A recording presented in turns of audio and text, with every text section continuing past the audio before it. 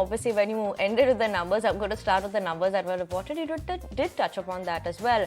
That shares of Facebook parent Meta actually zoomed after the company surprised the street with an increase in terms of the sales for the first quarter, largely led by their Realty Labs unit, which brought in $339 million. The sales were up by 3% following their third consecutive period of revenue decline. A better than expected revenue guidance issued by the company anywhere between 29.5 to $32 billion. And Samsung's profits plunged in Q1 amid weak demand for memory chips.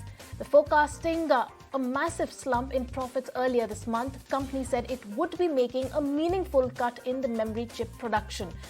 They have, however, gone ahead to flag a recovery in chip over the second of the fiscal.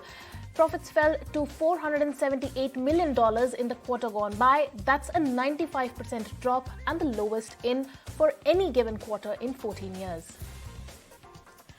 And in a big blow to the tech giant Microsoft, the UK regulator has blocked the company's latest acquisition of video game publisher Activision Blizzard. And this actually came amid the company's vigorous efforts to convince authorities about the benefits of the deal. And the company has said that it would contest the decision. Microsoft's shares tanked as much as 8%, reversing the gaining trend that they saw on the back of their Q1 numbers. A new Bank of Japan chief chairs first Kazuo Ueda policy meeting.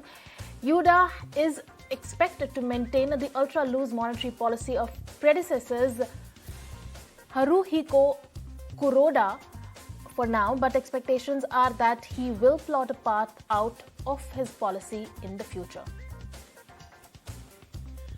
And talking about layoffs that have continued across a lot of companies, Amazon.com has started laying off employees from its cloud service operations amid slowing sales growth.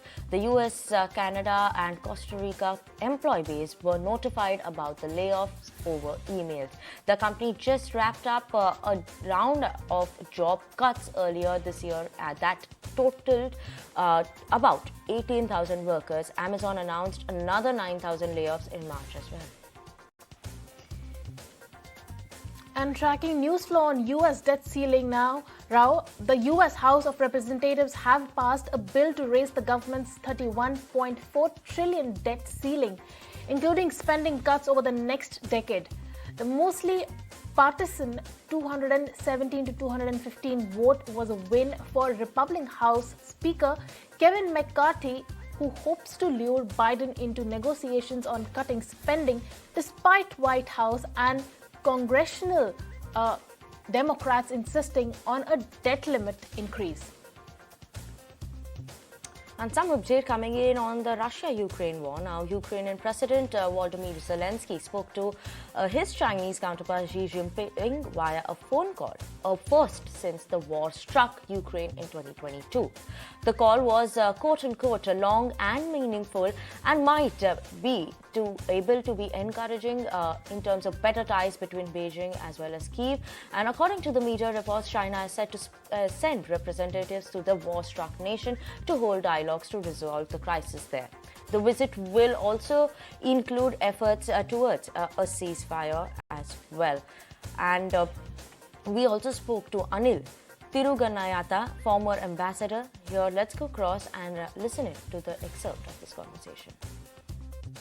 I think that what the Chinese ambassador in France talked about the sovereignty issue and other things with regard to the erstwhile Soviet republics, including Ukraine.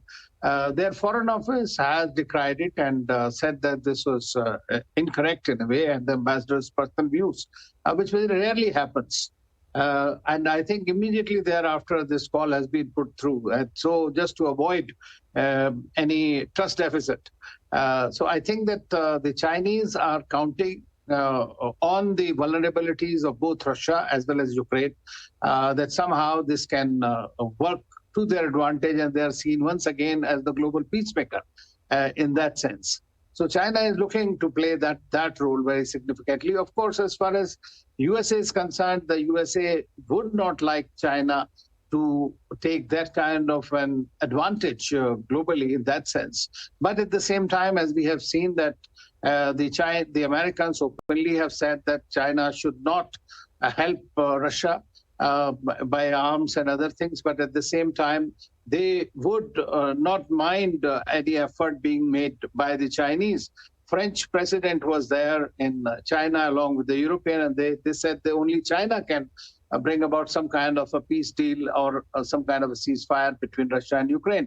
So I think the Europeans and possibly the Americans are perhaps on different page as far as this Chinese initiative is concerned.